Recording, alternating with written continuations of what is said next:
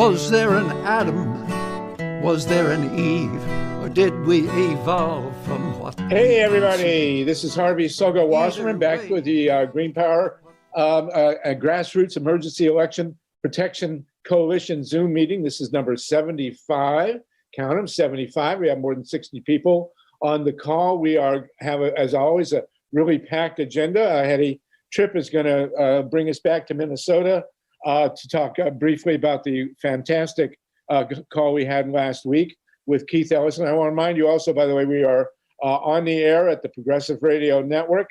The show airs on at Thursday at 5 o'clock. And of course, everything is archived at the Grassroots Emergency Election Protection Coalition website, choreographed by Steve Caruso, who's our assistant engineer today, along with Mike Hirsch. My co-convenor is JOEL SEGAL. It's grassrootsep.org or electionprotection2024.org, where the archives are stored. I did not take JOEL SEGAL's advice and get a haircut, so you'll have to live with my Medusa hair here for the time being. But you on the radio are, you can't see it. We don't use dirty words here unless they're in Yiddish. If you want to curse in Yiddish, you're more than welcome. Otherwise, in English, we can't do it. So keep on. I know that's a big temptation for Joel, Kenny Bruno, and others of the tribe. So you're more than welcome to talk about Lily von Strupp and whatever else you want to do. But it has to be in the Hebrew tongue. We are then going to have a long presentation from Kenny Bruno on this fantastic article that he has posted at Truth Out. We will have a deep discussion on the major issues that he has raised about the future of our democracy or the lack thereof. We are going to have a brief report from TATANKA BRICCA, our erstwhile stalwart on the Leonard Peltier case, and maybe we'll hear a bit more about Reality WEINER, some of the other political prisoners, but we're going to go into deeper detail on future calls. We're going to have a report from Minnesota, from Wisconsin. Pete Pekarsky is going to join us along with Steve Rosenfeld. Steve put up a piece recently about the disaster in Wisconsin. And then in the second hour, we're going to have a very deep discussion from the great Julie Levine, the queen of Topanga Canyon, who is going to talk to us about 5G. It is not a happy conversation. That one is a real hair raiser, and it does lead us to question whether the human race is programmed to self-destruct. I mean, between nuclear power, fracking, Donald Trump, and 5G, I mean, what are we doing on this planet anyway? Okay, so let's proceed now. Glad to have everybody with us, and it's really an honor. JOEL SEGAL is also going to talk to us with RAY MCCLENDON about spreading the campaign to get the money that's going to the Democratic Party to go to grassroots campaigning. That's a big one.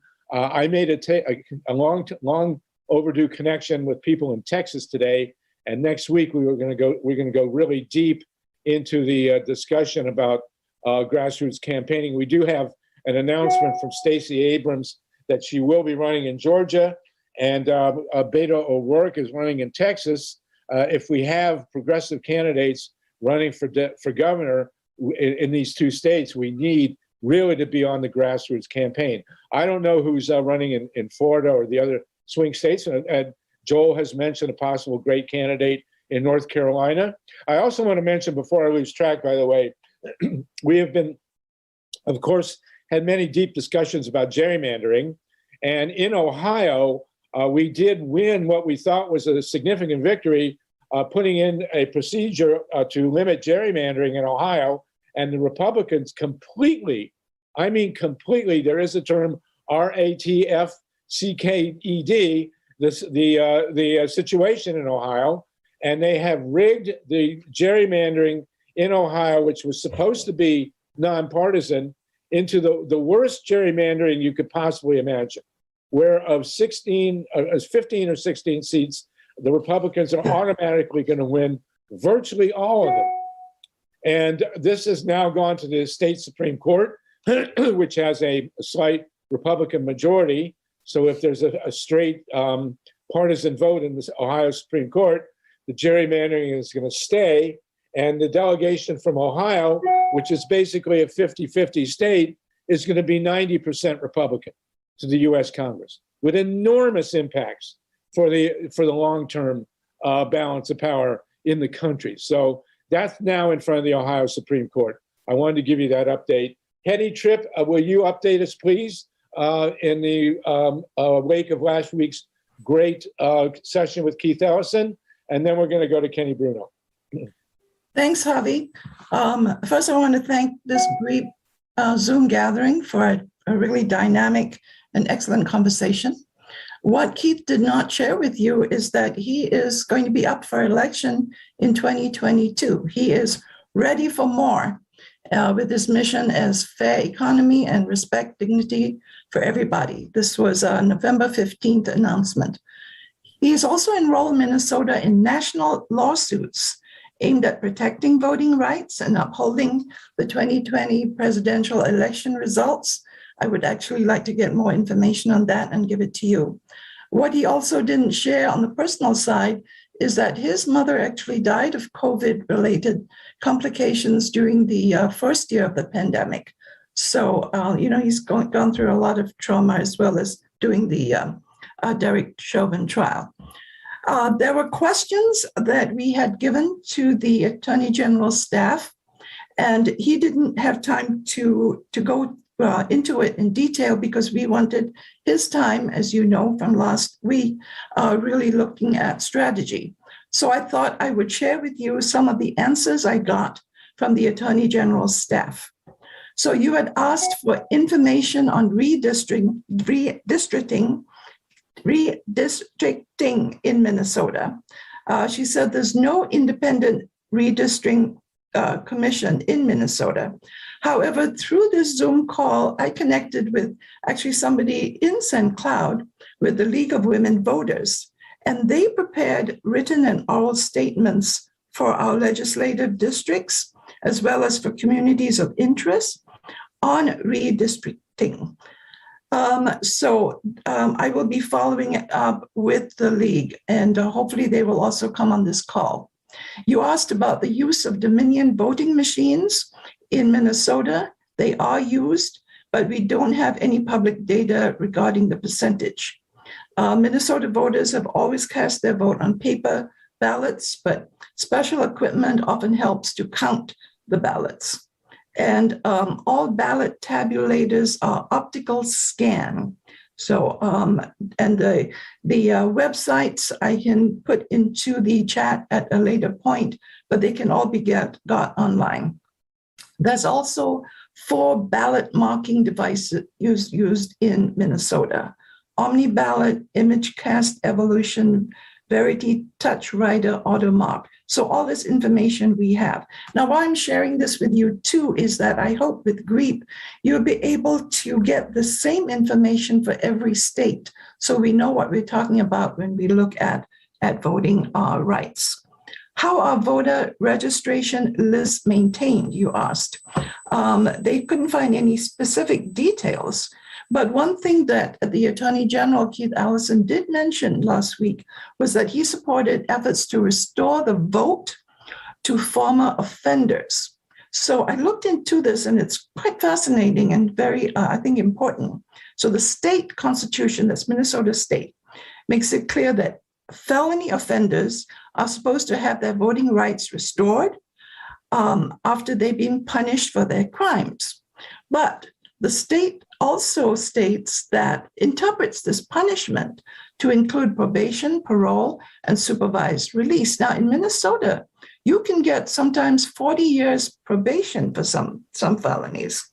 And so the ACLU has come in saying that this prolongs the denial of voting rights, violates due process and equal protection clauses of the US Constitution.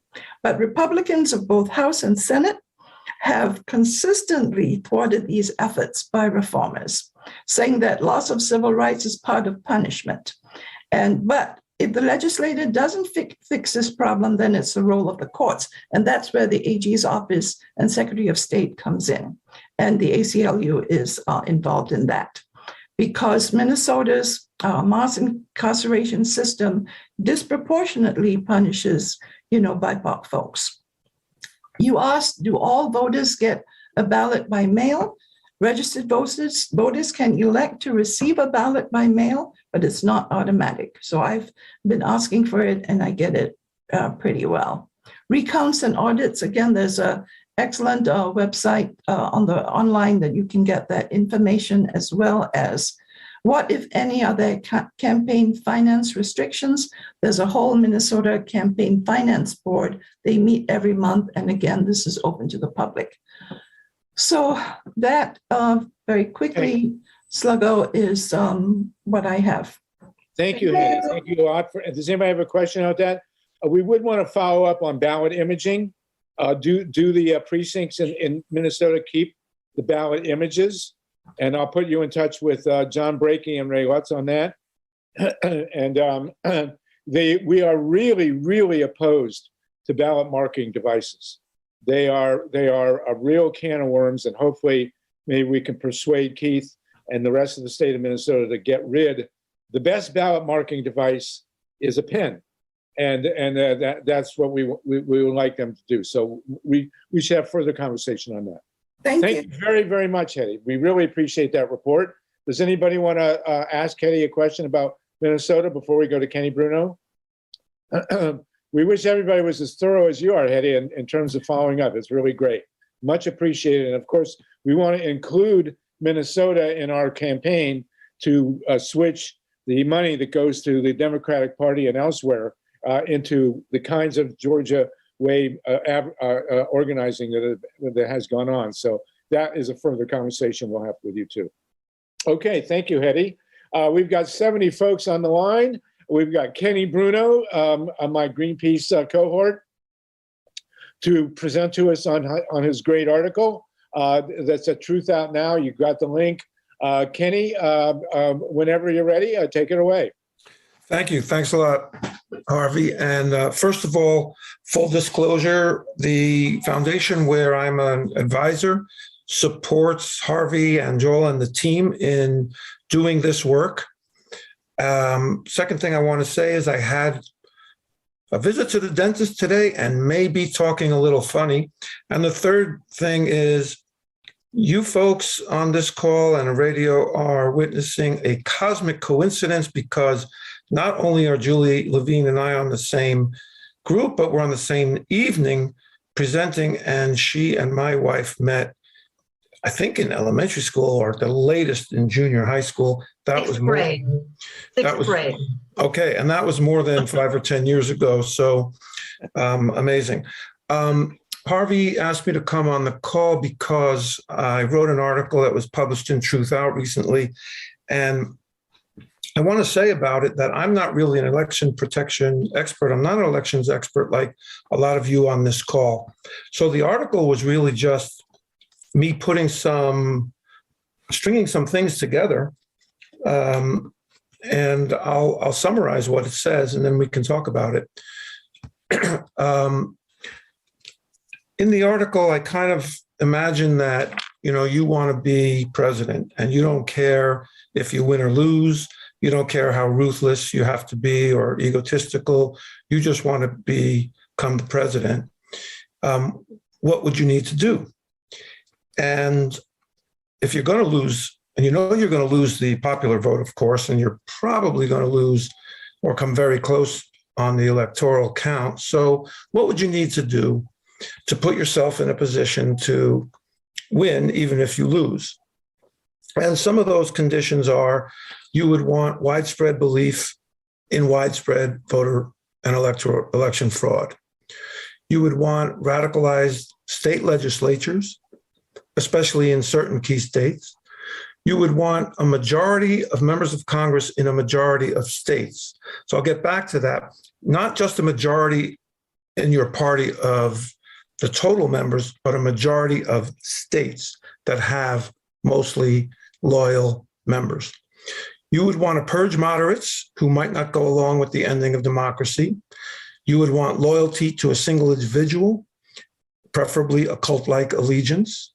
And you would definitely want a compliant Supreme Court. Those are things you kind of almost have to take the presidency if you lose the election. Some other things that are more like nice to haves, you would want to have roaming bands of white nationalists who are violent and intimidating. You would want them to intimidate election officials. You would want voter suppression in various guises. You don't absolutely need it, by the way, but you would certainly want it. It would help. And you would want a cynicism and confusion so deep that a lot of people don't believe in facts of any kind. It doesn't have to be the majority of the population, but a sizable minority. So if you look back, I could mention more, but if you look back at these conditions, the ones you need and the ones that are nice to have, you see that Trump and the GOP have checked most of the boxes and the rest are pretty well underway. And, you know, when I first submitted the article to Truth Out, and this is a little bit of insider baseball, I called it DEFCON for democracy. They said, well, most people don't know what that means, so they won't click on it. So they changed the title. Fine, they know how people click better than I do.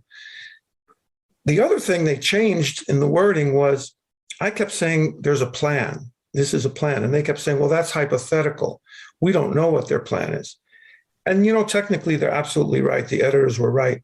But usually the simplest explanation for a series of crazy things happening is the right one. And the simplest explanation for all these boxes being checked is that they have a plan and they're checking the boxes. So on the other side of the coin, what can be done about it? And is it being done? And there, you know, I just scratch my head because I think the only entity capable of stopping this plan is the Democratic Party. I don't like to say that, but I think it's true. But I don't see them doing it. But let me say, I want to mention 4 things that I think can be done to stop it, even if they're unlikely. And probably the people on this call will have other ideas. And I want to say about that also, I really hope I'm wrong about all this.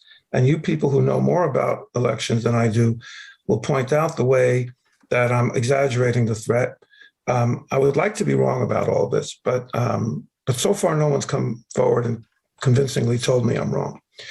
But anyway, I want to mention, before I get to the things that can be done to stop this big picture plan, I want to say a couple of things that I don't think will stop it. That includes great things that you guys are all fighting for, like good audits, hand-marked paper ballots, early voting, vote by mail, drop-off boxes, transparent elections, all the great things you're fighting for. Honestly, I don't think are enough to stop the plan as I see it laid out. So what are the options? Well, and when I say that, I don't mean, you know, I'm not talking about controlling the narrative or fair elections. I'm talking about the actual mechanics of the election. So one thing you could do to stop this plan would be for the Democrats to have a majority of members of Congress in a majority of states, because if no one gets to 270, and I'll get to that in a minute, then it's a contingent election decided by Congress state by state. Right now, Republicans have a majority in 27 states. There are 3 tied, and Democrats have 20. So very unlikely that Democrats will have a majority of Congress members in 26 or more states by January 6th, 2025. That's the kind of end date for democracy under this plan. A second thing that could happen is President Biden could appoint or could nominate, and the Senate confirm, 4 new Supreme Court justices, so that there potentially could be a 7-6 vote or along these sort of partisan lines when the inevitable cases came to the Supreme Court. That doesn't seem to be in the cards, but at least it's feasible. I mean, it would work. Another possibility was brought to my attention recently by Free Speech for People, and the 14th Amendment of Section 3, which says that if you've pledged an oath to defend the Constitution of the United States and you have engaged in insurrection or rebellion against it, then you cannot run for office. So secretaries of state, they'd have to be courageous ones, could keep anybody who engaged in the January 6th insurrection off of the ballot, and that should include Donald Trump. I don't know the likelihood of that happening, but there'll be some campaigning for it.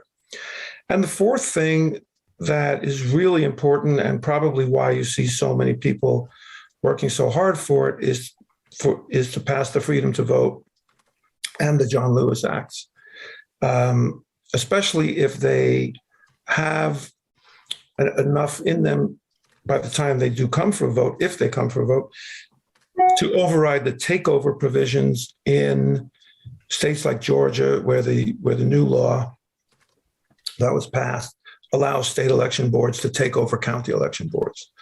And that takeover provision is kind of like a death knell. I mean, it just could cause so much chaos that when it's time for the states to send their slates to Congress, there'll be so much chaos, so many competing slates, that they won't be able to declare anyone having 270. And with the state legislatures we now have in so many swing states, that seems very likely to me. When Congress opens the envelopes, they can't determine anyone has 270, so it goes to the contingent election, and that's when they select Trump. The Freedom to Vote Act could put some serious brakes on that. But some people think that an arcane Senate procedure called the filibuster is actually more important than saving democracy, which is weird, because even if you think the filibuster is good for some reason, it's hard to argue that it's more important than having the winner of the election take the presidency. So I don't, that's hard thinking for me to fathom. I say DEFCON for democracy. It sounds like hyperbole. I will say this only applies to the presidential election because of the extreme vulnerability of the Electoral College to this kind of gaming. It doesn't really apply to other elections. But if the loser takes office in 2025, then there'll be a lot of moves toward basically eviscerating the other elections that we have in this country. So I'll stop there and see if anybody would like to say that I'm wrong, and I would so love to be wrong. Well, Kenny, thank you for that. It's a great presentation. The article is killer. And I have to say that if anything, you've understated the danger. We are looking very, very clearly, very focused at a fascist coup in this country. I will tell you that Steve Bannon, this is hard to overstate. And I am not kidding that he said this. And this is right out of Nazi Germany. Steve Bannon today said that more white women have to have more children. And they have to be raised in the Judeo-Christian tradition. This is pure fascism. And we also are aware of the article in the New York Times from Jamie Boole that Bannon is putting basically fascist operatives in every precinct in the United States on these election boards. So the question you raised, saying that the Democratic Party is the only one that can beat this, the question is, what is the Democratic Party going to do? I mean, these calls, we have two focuses. Number one, as you've said, the Voting Rights Acts. There are two of them, the John Lewis Act and the Freedom to Vote Act. And we don't know if they're going to cover everything that's needed to cover, but we are working very hard on it. And the second is that if there's going to be a Democratic Party, if we're going to have to rely on the Democratic Party, and I don't see another party coming up between now and 2022, then that Democratic Party has to take the millions of dollars it gets and do grassroots organizing, as we did with the Georgia Way in January of this year. Joel Segal, I know you've read Kenny's article in great detail and are prepared to discuss a lot of this. I want to compliment you on your shirt. And would you want to talk to Kenny about this great presentation he's just made? Sure. First of all, Kenny, it's an honor to meet you. You're a handsome dude, man. I just want to tell you that. You are. You're a handsome guy. Look like an actor or something. But I need to thank Kenny. Kenny was responsible for raising the money for GREEP. Without Kenny, there would be no GREEP. Because of Kenny's philanthropy, we were able to hire Mike and Stephen Caruso and me. And as the result of these calls, we now have an entirely new movement, a grassroots movement, to really focus on the Georgia way, and that's getting the grassroots in the African-American community to raise money for them so that they can get the vote out. Democratic Party does not fund them. That's changing. But also this Sluggo, you've been incredible, but there's been more connections made on these weekly calls. It's not just voting, it's homelessness, it's healthcare. So thank you, Kenny. I put Kenny's article on my Facebook. It's the first article that I've read that explains what's about to happen. If you look at the voter suppression laws that have been passed across the country, there's nothing to guess. It's fascism and authoritarianism is here. When you had a president who called the Secretary of State of Georgia and said, find me 14,000 votes or else, that's all we need to see. If you see, what Trump is doing now, for example, what's happening in Georgia is they're stacking the local board of elections. The Republican Party in Georgia in the state legislature are literally firing the Democratic board of elections folks and a predominantly Fulton County, which is predominantly African-American, and placing their people on there. And as you know, Robert Wilson, the former Undersecretary of State of North Carolina, has told us that what happened in Arizona was just, it was very prescient. It was, what's about to happen in the swing states. I think fascism and authoritarianism is here. If you study what happened in Nazi Germany, what happened under Mussolini, the Germans used to say that Hitler was a funny little man until he burned down the Reichstag. And Mussolini was a funny little man. Well, he was actually a big man. But if we do not sound the alarm and organize the celebrities, dignitaries, especially the African-American wing of the Democratic Party, I wish my former boss, John Conyers, was alive. May he rest in peace. If he was alive right now, he would have already convened hearings on this in the Judiciary Committee. He would have convened weekly meetings. I do think we're going to have to find some champions in the House Judiciary Committee, to work on this and to hold official hearings. I don't know of any Judiciary Committee hearings on what's happening in Georgia and other states. That is something that I used to work for the Judiciary Committee. That is something that I would like to work on with everybody on this call. I think that as America becomes blacker and browner and Republicans feel like they're going to lose power on the state level and the federal level, they're going to do whatever they can to steal the election. My brother and I last night were watching the history of the Klan. And what the Klan did when they first became the most powerful in the South, they started off as a social club. Then gradually they morphed into a terrorist group. But if you look at what they did, their main strategy was to stop Black elected officials from getting into office in the South. I don't see any difference between what the Klan did during Reconstruction and what's happening now. I think that Bannon and a lot of the far right wing want to make as much money as they can, including Rudy Giuliani. When you go far, far to the right, it's a great way to raise money.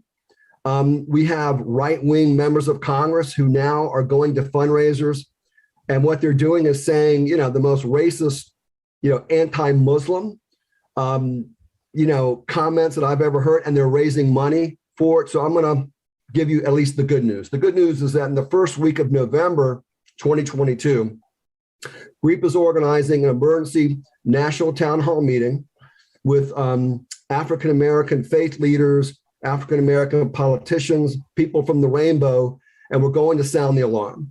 Now, this has never been done before. Kenny, I don't know if you have any plans the first week. of March, but I'd like for you to be one of the presenters. What we're going to do is really lay out, basically, Kenny, everything that you said in your article, and then we're going to have subsequent town hall meetings until we get consensus that we have to do anything. I'll close by saying, I hope that we pass federal legislation to outlaw the Klan, outlaw the white nationalist groups, outlaw the Boogaloos. I don't think that, the Constitution protects domestic terrorism, last time I checked.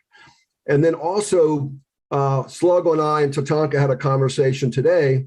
We want to organize our own Defend Democracy brigades in the swing states and raise the kind of money that we're going to need to train people to let the right wing know and Bannon know that we have our eyes on them, and we're not going to allow this craziness to happen. Because if we let them go unchecked, I think they're going to win. But anyway, Kenny, thank you so much for that incredible article. Thank you for that, Joel. Kenny, you want to respond? No, no direct response, but I would like to pose to the group, which is so expert in these things. I tried to be a little bit provocative and say that election protection as we know it, that is to say good audits and turning out the vote and hand-marked paper ballots, early voting, vote by mail, all the good things that this group has worked for. I tried to be a little provocative by saying those things won't stop the plan. So I'm hoping that somebody on this call in particular would engage a little bit with this. I'm not saying it to be confrontational or criticize the work that this group does, because I think the work is superb, but I also, thinking about it logically, and I'm not an elections lawyer or elections specialist, but just thinking about it logically, I don't see those things stopping the plan. So again, I'd love to be wrong, but even if I'm not, I'd love to hear from the real experts on this call, a little engagement with that point.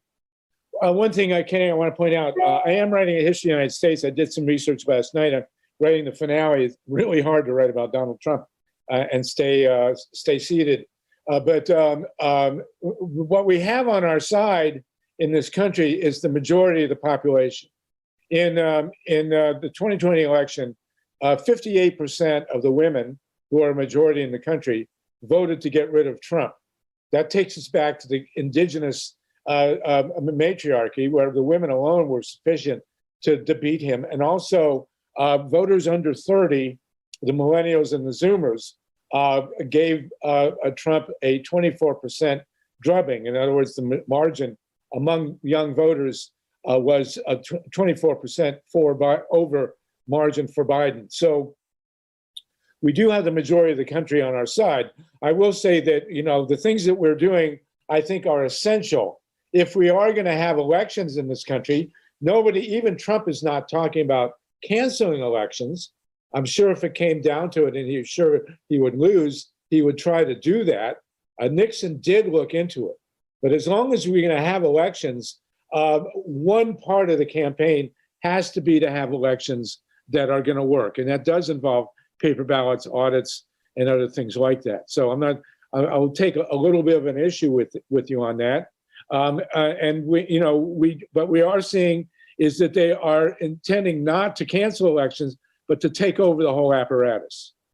And if the Democratic Party is what we have, and it appears to be, then we have to change. We have to make the Democratic Party do what needs to be done.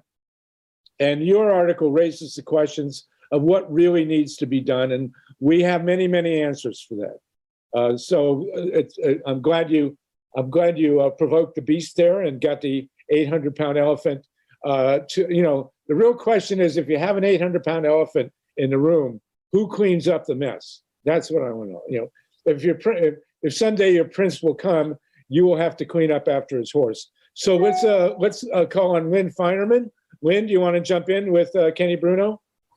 Yes, thank you. By the way, LYNN has a women's radio show, and she's on PRN. She's one of our regulars and quite brilliant. Go ahead, LYNN. Oh, sweet, Harvey, thank you.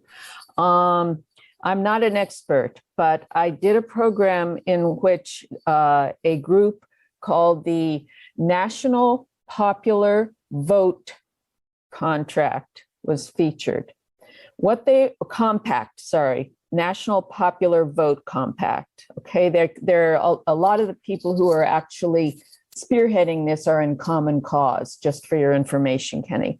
They are very close to having a nationwide compact between states that says we will only vote for president for the person who gets the majority of the popular vote. What I am trying to figure out, because all of the, trying to get the Democratic Party to do the right thing, give me a break. I mean, James Carville is still alive. So what I'm trying to say here is just really simple. Why are we not giving them more support? They have like 1 or 2 states more to put in place, and they've got a nationwide compact.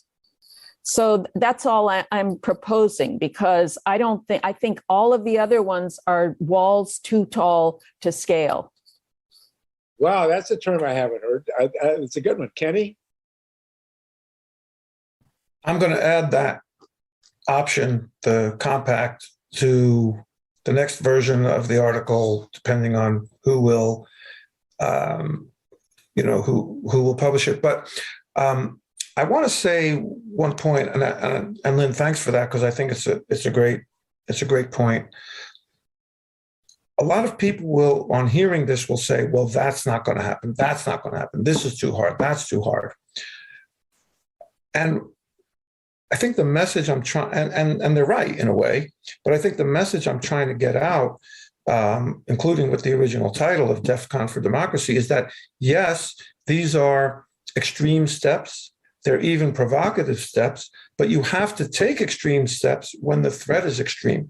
It doesn't feel like the Democratic Party is treating this as an emergency, which seems crazy. And that's what I was alluding to also when I said, well, okay, maybe you like the filibuster. A lot of people on this call probably don't. But let's just assume for the moment that you do like the filibuster because it protects minority rights in some way, or the great Senate tradition, whatever. Even if you like it, you have to get rid of it in order to pass the voting rights bills. That's just the way it is. So which is more important? Similarly, for secretaries of state to keep Trump off the ballot, this is all assuming he runs and everything like that. That would be a ballsy move. And I hope that's okay to say on radio, but that would be a ballsy move. It would also be an ovarian move. Right, but it's justified under the circumstances. It's legally justified, and some people will argue that they would be obliged to do that, but politically it would be difficult to do. There'll be death threats. You'll be out on a limb. And the point I'm trying to say is that, okay, yes, these things might be extreme or far-fetched or difficult, but the DEFCON level demands it. And so on the compact, I'm with you all the way. The DEFCON level demands it, and we should go for it. Well, let me say also I all my life since I went to my first demonstration in 1962. We demonstrated to desegregate a roller rink, and people said, "Oh, you won't win that," and we did win it. And so I will say that in recent history, there has never been an electoral challenge more undoable than electing a Black and a Jewish senator in a special election in Georgia to the U.S. Senate. Completely, I had everybody I mentioned that to tell me it was never going to happen. And it happened. And that's the only reason we have a Democratic control of the U.S. Senate, tenuous though it may be. So we are looking at something that we can't let happen, which is fascism, and all these undoable things have to be done. That's the bottom line. And I think the number one thing we have to do is to turn the Democratic Party, at least get the apparatus, get their money, and do grassroots campaigning, and get these 2 voting rights bills passed. Those are the 2 undoable things, or 3 that we really have to do. So also undoable, we have 83 people on the call. This is the only call I've ever been on where the numbers grow. And so, Kenny, you're a big attraction. I did want to introduce you to Ray LUTZ. Ray LUTZ does a lot of has pioneered the audits and election recounts in Arizona. Erica, if you can be, Ray, if you can just say hi to Kenny and explain real quick what we need to do with recounts and audits, that would be great. Well, I want to thank you, Kenny, for I'm glad to meet you. I just want to respond to your, assertions about auditing and the like. I do think that one of the reasons that we're where we are right now is because we have made ground with auditing and making these last elections more secure. For the first time, we've had paper ballots. Georgia didn't have them. Ohio didn't have them. That call from Trump would have gone through and they would have changed the numbers in prior elections, but we just didn't know about it. So I view it as we've already been taken over, and right now we're on the verge of taking it back. And so we got to keep our, I agree that there's all these different ways we've got to work at the same time. And time and again, I've been so frustrated with the Democratic Party like you have. We become like at ease, like, okay, well, everything's in the bag now. We don't have to worry, because it doesn't make sense that we would ever be unseated. But the Republican Party is incredibly good at what they do. And so they will, and, coupled with people like Trump that want to desperately take it back now, they see that they're losing it. So I think that we still have to do these things like auditing and the rest of it to make sure that they don't go in that direction. But it's like squeezing the balloon, where once you're holding it, it comes out a different place. You got to put something over there. So no matter how we hold that thing, they're going to go a different direction. They're going to take over the post office, which I didn't believe that they would actually make that, but they did it anyway, and so we have to put, even though I agree, some of these things may dominate. I hate to use the word Trump, but they will dominate. Like if they do take over the state legislatures, then that will make the auditing not do so well. So thank you. Okay, thank you, Ray. Thank you very much. Ray's work in Arizona, Kenny, was absolutely essential. I want to apologize, Pete Pekarsky and Steve Rosenfeld. I said we'd get to you at 10 till, but one of the mandates to moderating is when you have a really great discussion going, you keep it going. So if you'll allow me to defer, I want to keep this going with, and Julie also, Julie Levine, this is the kind of discussion you really want to have. So I hope you don't mind we push you back a ways and keep going. Absolutely not. I appreciate being on the call, and this is a very important conversation. Julie, you're in Topanga, and we know you're easy to get along with, so we appreciate that. Okay, Kenny, did you want to respond now? I go to Mary Butler. Well, no, I want to clarify. Of course, I think that audits and transparent elections and all the things Ray and all of you have been working for are important, and we need to keep going. But there is a dynamic that's a little different, which is that these very radicalized state legislatures can send competing slates to Congress, and I think they will in a way that they didn't last time, or at least I think they plan to. It's going to be hard to, once the suspicion is that, elections aren't fair, fraud is rampant, et cetera, and a lot of people actually believe that, it's just hard to prove that, here's the electoral slate that you should send. And our electoral college system is so weird and it's very vulnerable. Yes. So I just think yes to all of that, what Ray said, but there's an additional dynamic that's happening now that goes even beyond what we've been working on. Well, I got to say, as a historian, I always get eyes to roll. But in Bush v. Gore, the decision that made George W. Bush president, after, there was people forget this, there was a violent mob that assaulted the vote counters in South Florida after the 2000 election. And they stopped the vote count. This is exactly the thing that you would expect from Steve Bannon. This was called the Brooks Brothers mob. They're all well-dressed and they all terrorized the people who were counting the votes. And then the Supreme Court stepped in and stopped the vote count.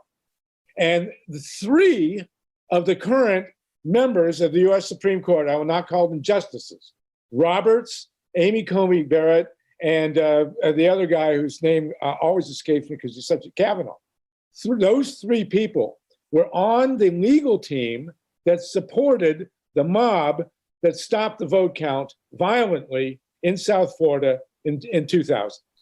And then if you look and read Bush v. Gore, as I have, that decision, there is a paragraph in that decision that everybody should read, which explicitly says that a state legislature can override the popular vote and appoint their own electoral college delegation, which is exactly what you're talking about, Kenny, and I'll send you the paragraph. It's one of the most terrifying paragraphs that you will ever read, because in 2010, the Koch brothers with Karl Rove won the gerrymandering, took over the legislatures in the heartland and in the Confederacy.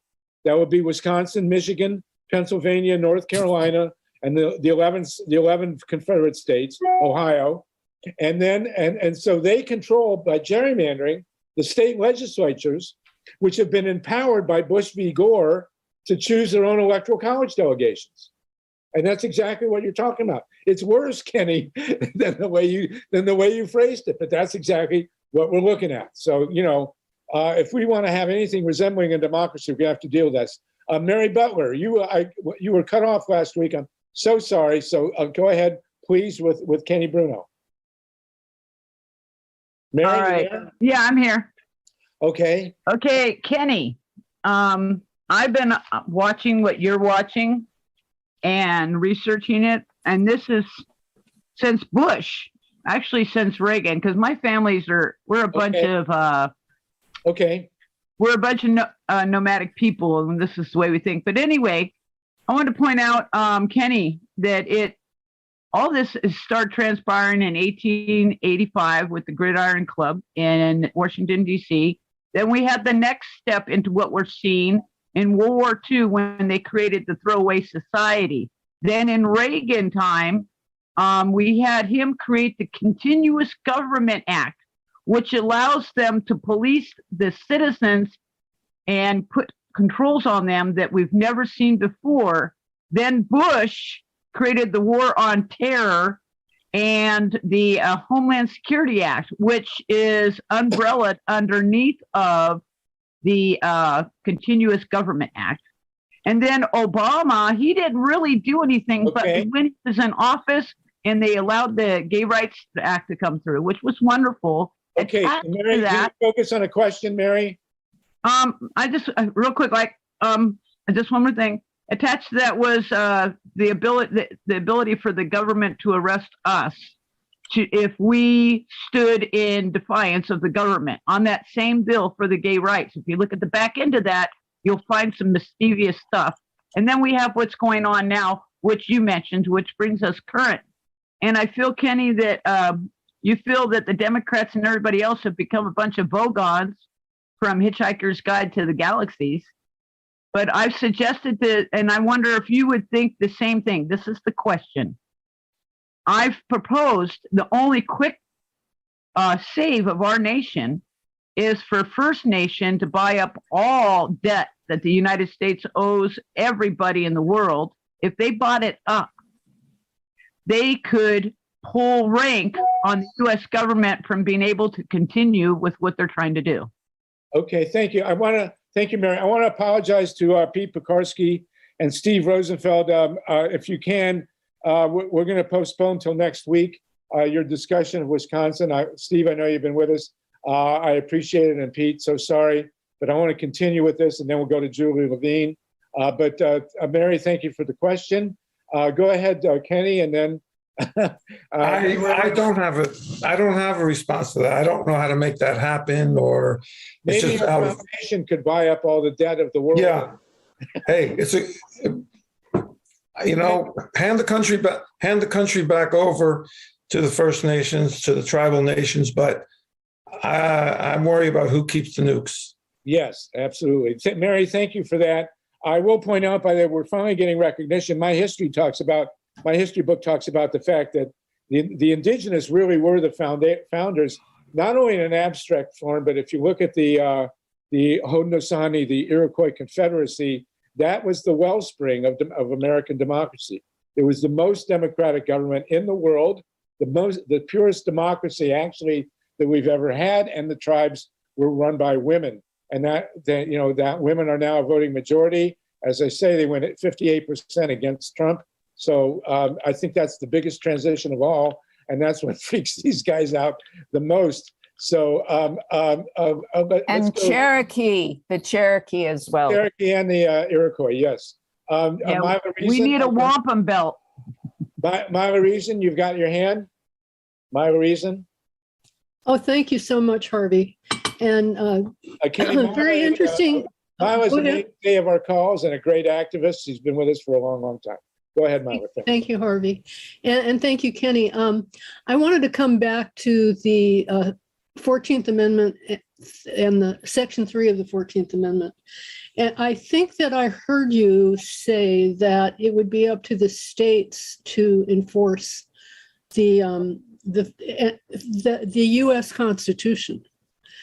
And that's not what I've been following arguments for enforcing that provision in the U.S. Constitution that says that elected officials who have sworn an oath to uphold the Constitution, who engage in insurrection or violence against the state, I don't have the exact wording, but it's really pretty clear and simple, will no longer be eligible to hold public office and will be removed from any office that they may hold. And I know that there are members of Congress who've been calling for the enforcement of that provision of the U.S. Constitution. And I think it may be up to Congress and Merrick Garland. Now, I don't know whether the state, that's new to me. I mean, I'm not an expert on it, so it's interesting that you bring up that it would be up to the states to enforce. But I think that it's really important that we push DOJ and that we push Congress to uphold the Constitution and enforce that provision. So that's it. Thank you. Kenny? Well, I really agree with the point about DOJ. And, you know, that in and of itself wouldn't necessarily change the election, but it would be a huge help if they would take action on all the people who engaged in and abetted January 6th. Removing someone from office, you might be right, I don't know. But as far as preventing someone from running for office who previously held office and violated their oath, I don't see how it's not the Secretary of State because the ballots are made by the state. So, you know, that just seems like, from a practical point of view, the place where someone can be kept off the ballot. Thank you for that explanation. That makes perfect Well, sense. let me just point out again, this is an eye roller. The 14th Amendment was passed after the Civil War and was aimed to protect the Black people in the South and also to do exactly what you're saying, which is to prevent the former Confederates from going on the ballot. And you know, it wasn't just a terrible human tragedy that Lincoln was killed. It was also a political tragedy because Andrew Johnson came in and he was very pro-slavery, and he just let all these Confederate guys back and take over the government in the South, and he prevented the redistribution of the plantations to the former slaves.